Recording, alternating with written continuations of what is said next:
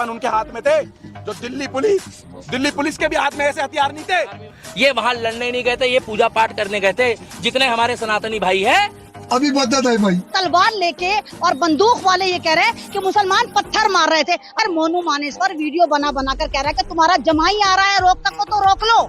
और एक बात बताओ चेतन कुमार और उसको समर्थन करने वाले तमाम उन झटुल्लों से मैं पूछना चाहता हूं कि इन मुसलमान कौम का आपने क्या ही उखाड़ लिया? आपको क्या लगता है 2-4 मुसलमानों के खाट के बाल उखाड़ के आप बहुत बड़े वीर योद्धा हो गए हो? दरअसल कोई नाम रखना था अंजू का तो कोई और मुस्लिम रख सकते थे, शबाना, कोई भी जो भी एक्सवाइजेड आपको समझ में आता। आप फातिमा नाम रख रहे हो, जिन्होंने इस्लाम को बचाने के लिए अपने पूरे परिवार को शहीद कर दिया। आप समझो इस बात को, वो थी फातिमा जहरा, और आप उनके नाम को एक ऐसी बच्चलों औरत को दे रहे हो जो। तो दोस्तों, जैसा कि आप जानते ही होंगे कि मेवात के अंदर दंगा हो चुका है हिंदू और मुस्लिम के बीच, और अब स्क्रीन पर देख सकते हैं बजरंग दल के लोग किस तरह से बंदूक और तलवार लेके घूम रहे हैं। और ये अंधभक्त कहते हैं कि मुसलमान पथराव कर रहे थे, मुसलमान गुंडागर्दी कर रहे थे। तो उसी को लेकर इमन रिजवी ने इनकी सच्चाई सामने लेके आए हैं। सब एक प्री प्लान था कि एक हवा बना रहा था कि भाई लगे किसी को कि हम लोग ये हादसे में खड़े हो, लेकिन वो हादसे में नहीं थे। वो पूरा एक फ्रेम बना करके घेरने की इंतजार करते, जितने अंदर जा रहे हैं जाने दो, उसके बाद एक एक की लाश वहां से निकलती।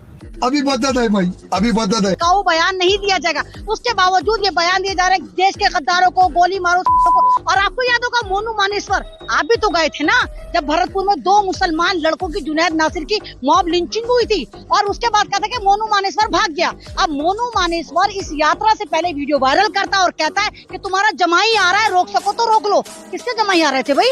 किसको? मुसलमानों के जमाई है आप। मानेसवर ने और उसकी टीम ने ही ये दंगा भड़काया है। बात तो सही। दूसरी बात ये, हमारे आसपास से पत्थरबाजी हुई है, वहां पर बुजुर्गों ने चलाए हैं, महिलाओं ने चलाए हैं।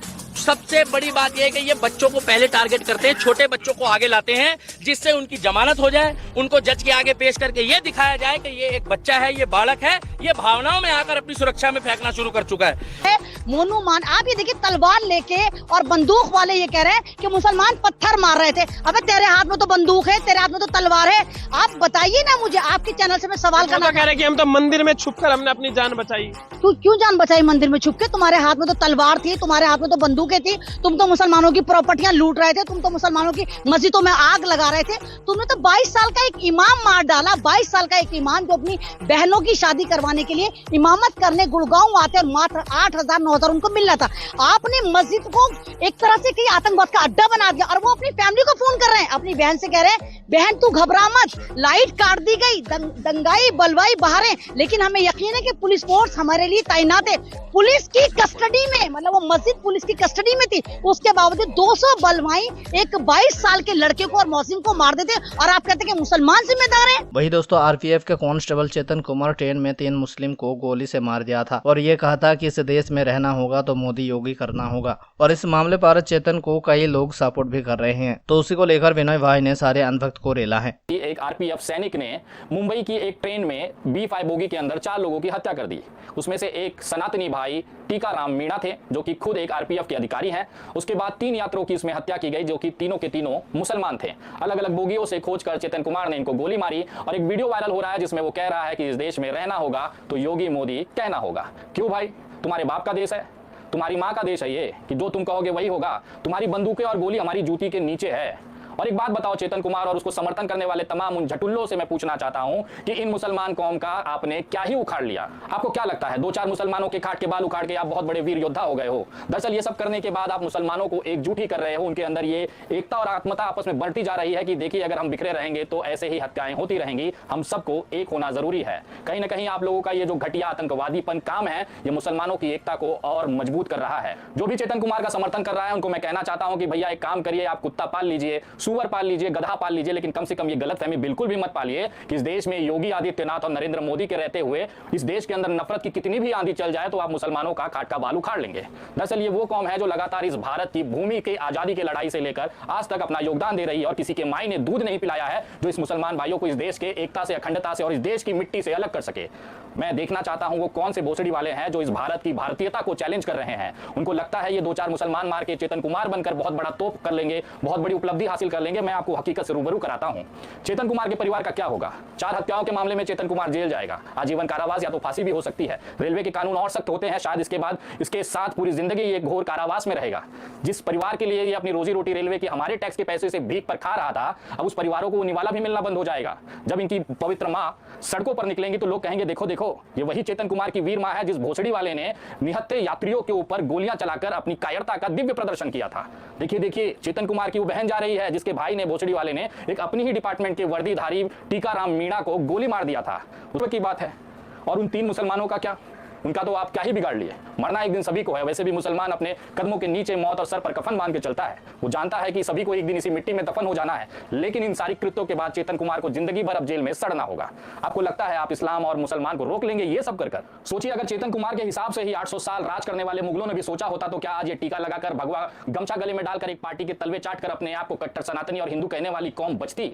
वही दोस्तों, इंडिया से पाकिस्तान जाने वाले अंजू की शादी हो गई और फातिमा नाम रख दिया। तो इस सिख भाई ने कहा है कि इस बच्चलन औरत की नाम फातिमा कैसे रख दिया? अगर सीमा हैदर का नाम सीता रख दिया होता तो इंडिया में अब तक दंगा मच गया होता। भारत के लोग जानती है, पाकिस्तान की अवाम क्या मुस्लिम कौम नहीं जानती फातिमा किनका नाम था? पैगंबर मोहम्मद साहब की बेटी का नाम फातिमा था। आप समझो इस बात को। इमाम हुसैन की माता जी का नाम फातिमा था। इतना पवित्र नाम आपने एक बच्चलन औरत को दे दिया, एक बेगैरत औरत को दे दिया। अरे आपने कोई नाम रखना था अंजू का तो कोई और मुस्लिम रख सकते थे, शबाना, कोई भी जो भी एक्सवाइजेड आपको समझ में आता। आप फातिमा नाम रख रहे हो जिन्होंने इस्लाम को बचाने के लिए अपने पूरे परिवार को शहीद कर दिया। आप समझो इस बात को। वो थी फातिमा जहरा और आप उनके नाम को एक ऐसी बच्चलन औरत को दे रहे हो जो अपने परिवार को छोड़ करके जा रही है। एक उसने धर्म के लिए अपने पूरे परिवार को वार दिया, पूरे परिवार को कुर्बान कर दिया, और एक ऐसी औरत का नाम, एक पवित्र औरत का नाम आप ऐसी कुकर्मी को दे रहे हो। ये तो आप पाकिस्तान की आवाम को सोचना चाहिए, पाकिस्तान की सरकार को सोचना चाहिए। और नसरुल्लाह साहब आपको सोचना चाहिए था, आप तो मुस्लिम थे। उसको तो अंजू को पता भी नहीं होगा शायद कि फातिमा का मतलब क्या है, पर आपको तो भली बात ही पता था। आप तो मुस्लिम कौन से बिलोंग करते हो, आप तो इस्लाम की बात करते हो, आप कुरान की बात करते हो, आप धर्म की बात करते हो। और पाकिस्तान में कितनी धर्म के प्रति कट्टरता है किसी छुपा नहीं है, पर आप वहां पर ऐसा नाम रखते हो, पाकिस्तान की आवाम नहीं रखती। अगर हिंदुस्तान के अंदर सीमा हैदर को कोई सीता नाम से संबोधित करके रखता तो जगह जगह होली जलती, मैं आपको दिखा देता। सारे हिंदू संगठन एक हो जाते और उसके घर के बाहर ही धरना दे सचिन मीना के, आप समझो। पर सीता नाम उसका गवारा ना होता, क्योंकि सीता माता का नाम पवित्रता का नाम है। ऐसी गंदगी का नाम ना रखने देते हम लोग। तो आज यही बात सोचने की बात है कि वो फातिमा का नाम रख रहे हैं और उसको मीडिया प्रमोट कर रही है। और सबसे बड़ी बात आप ये देखो, इस नाम को गालियां कितनी बढ़ रही हैं, आप ये सोचो ना यार। सबसे बड़ी बात, लोग फातिमा फातिमा करके कितनी बदसलूकी कर रहे हैं, कितनी गाली गलौज कर रहे हैं। अरे ये फातिमा, ये साली, ये साली, वो ऐसे शब्द आपको कमेंटों में पढ़ने को मिलेंगे। आप ये देखो, आपने एक पवित्र नाम को गाली पढ़वा दी रसूलुल्लाह साहब। आपको तो इस्लाम भी माफ नहीं करेगा, आपको कुरान माफ नहीं करेगा। आपने जो इतना कदम गंदा उठाया उसको फातिमा नाम दे करके, इसके लिए भारत का मुसलमान और एक सच्चा भारतीय होने के नाते मैं आपको कभी माफ नहीं करूंगा, क्योंकि आपने उसकी जो आवाज थी यहाँ पे जाके कभी नहीं निकली। आज पाकिस्तान में नसरुल्लाह की छांव में रह करके उसकी आवाज निकल रही है। तब तो पति ने दबाया हुआ था ना। देखिए, दबा कोई किसी को नहीं सकता। अगर दबी हुई औरत होती तो पाकिस्तान ना पहुंच जाती। दबी औरत होती तो आदमी को घर में कुत्ता बना के रख देती। आप इसको दबने की बात कर रहे हो। जो औरत बाहर जाके नौकरी कर रही है, अपनी जिंदगी अपने हिसाब से जी रही है, अकेली, बेशक वो जयपुर का बोल के गई पर अकेली गई ना। दबी औरत तो पड़ोस में नहीं निकल पाती। वो दबी हुई नहीं, वो बहुत शातिर, एक षड्यंत्र वाली औरत थी जिसने पूरी प्लानिंग के साथ एक पूरा प्लान बनाया, सिस्टम बनाया कि मैं ऐसे ऐसे करूंगी। पर एक सोचने की बात, आप ये सोचो कि उसने ये सीमा हैदर के वक्त ही मामला क्यों चुना? क्योंकि हमारी सरकारों की विफलता है। अगर सीमा हैदर को टॉर्चर किया जाता, पकड़ा जाता, उससे पूछताछ की जाती, उसको बंद किया जाता, नजरबंद करते, उसके द्वारा मीडिया में ये खबर फैलाई जाती कि पाकिस्तान से औरत आई है, वो जासूस है, कोई भी है, वटेवर, सचिन के पूरे घर को पुलिस महकमे में बंद करके उनसे पूछताछ होती, एक ऐसा माहौल बनता है, एक ऐसा नैरेटिव बनता कि सीमा सेलिब्रिटी ना बन करके एक विक्टिम बनती, तो शायद इस औरत की हिम्मत ना होती।